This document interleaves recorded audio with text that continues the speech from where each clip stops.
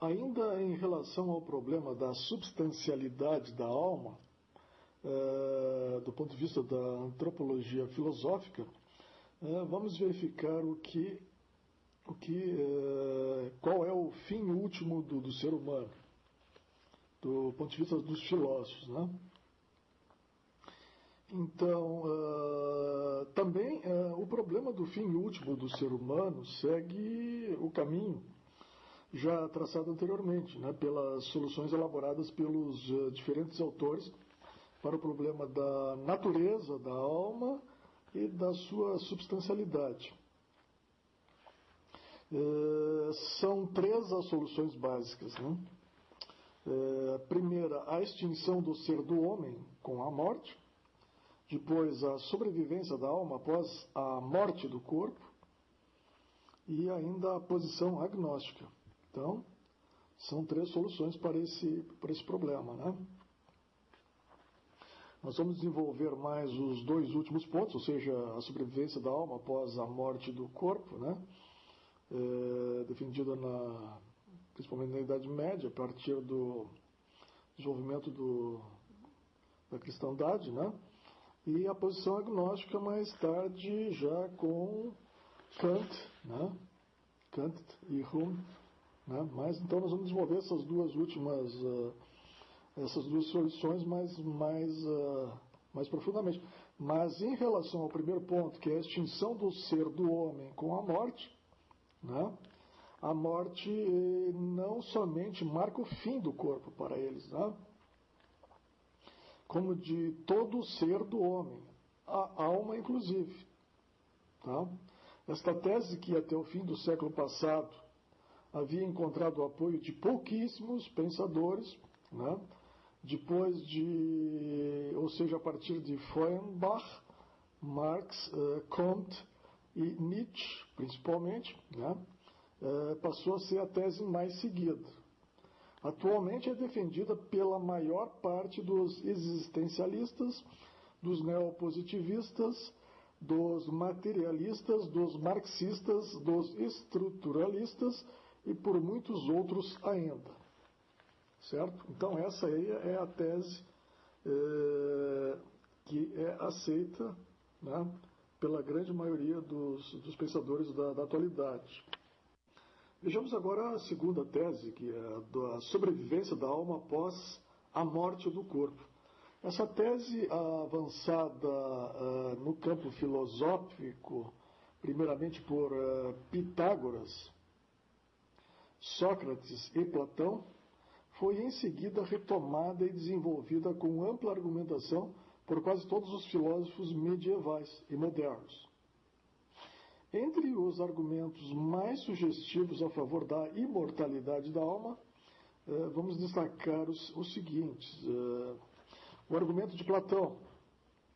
O argumento de Platão, baseado no conhecimento que a alma possui das ideias do belo, do bem, do verdadeiro, do justo, do santo, etc. Ora, esse conhecimento é alcançado não por meio dos sentidos, mas antes afastando-se deles. O espírito possui, portanto, uma vida própria, que se desenvolve sozinha, independentemente do corpo. Ao cumprir sozinha a sua busca, a alma lança-se em direção àquilo que é puro, eterno, imortal e sempre igual a si mesmo. E sentindo a própria afinidade a isso, ali permanece por todo o tempo que lhe é permitido, encontrando paz no seu vaguear.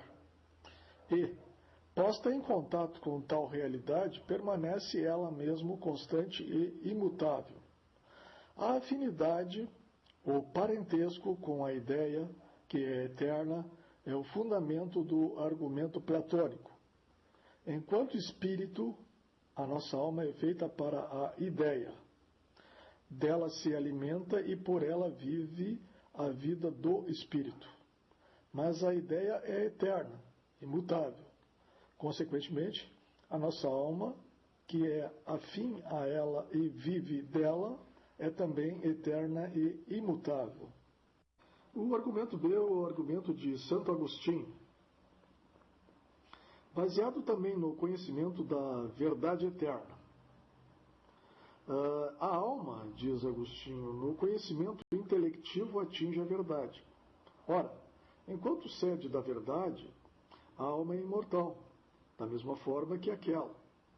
Com efeito, se o que se encontra num sujeito é eternamente duradouro, é necessário que o próprio sujeito seja eternamente duradouro. Mas, visto que cada ciência reside sempre num sujeito, é preciso que a alma dure para sempre. Dado que a ciência é verdade, e a verdade dura para sempre, a alma também dura para sempre. Nem se poderá nunca dizer que ela morre. O argumento C é o argumento de Tomás de Aquino. Baseado no desejo natural que o homem possui de sobreviver à morte e de não morrer jamais. Eis como São Tomás raciocina. É impossível que uma tendência natural seja vã. O homem anseia, por natureza, a perdurar perpetuamente. Isso aparece claro pelo fato de que o ser é aquilo que é por todos desejado. O homem pode, através do intelecto, perceber o ser, não somente num dado momento, como se realiza hic et nunc, semelhante aos animais irracionais, mas de forma absoluta. Portanto, o homem logra a perpetuidade em seu lado espiritual, ou seja, na alma, pela qual percebe o ser absolutamente e conforme cada momento. Por fim, o argumento D é o argumento de Descartes, baseado na impossibilidade de provar que a alma humana seja consumida pelo tempo e destinada a perecer. Vejamos o que Descartes diz.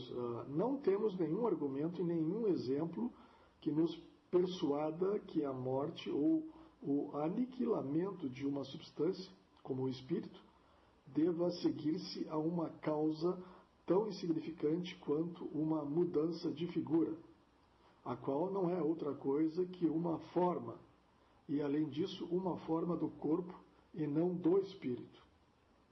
Não temos nenhum argumento nem exemplo que possa nos convencer da existência de substâncias espirituais sujeitas a serem aniquiladas. Bom, então vejamos agora a posição agnóstica, a última das três, não? A posição daqueles que consideram que o problema da sobrevivência do homem após a morte do corpo seja insolúvel, tá? Então, essa aí é a posição daqueles que consideram que o problema da sobrevivência do homem após a morte do corpo é insolúvel, tá? Então, essa aí é a posição agnóstica.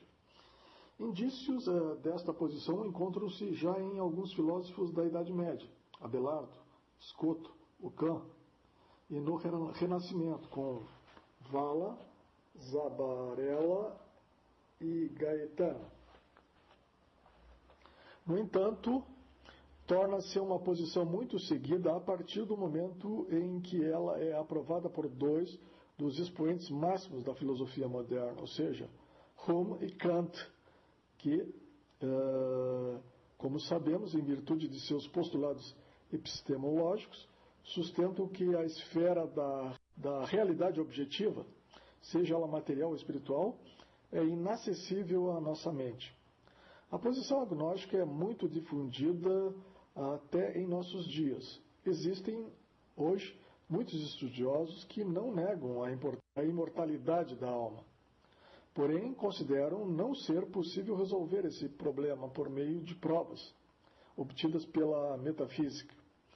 Há um grupo de teólogos, guiados por Burke e Kuhlmann, que consideram a teoria da imortalidade da alma incompatível com a revelação bíblica e, portanto, consideram que o cristianismo primitivo tornou-se o culpado de um erro imperdoável. no momento em que traduziu a doutrina bíblica da ressurreição dos mortos na teoria grega da imortalidade da alma. Então, a grosso modo, é esse o quadro do problema antropológico, assim como ele veio se delineando através dos séculos.